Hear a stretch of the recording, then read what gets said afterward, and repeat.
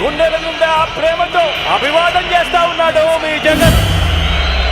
జగనన్న జగనన్న మొత్తం ప్రజలందరూ కూడా చొక్కా మడతేసి బాబుకున్న కుర్చీలను కూడా మడిచి చీపుళ్లతో ఊడ్చి వారి పార్టీని శాసనసభలో 102 నుంచి 23కు తగ్గించారు కదా అని అడుగుతా ఉన్నాను. అదే పని మరోసారి చేయడానికి చొక్కాలు మడత వేయడానికి సిద్ధంగా ఉన్నారు.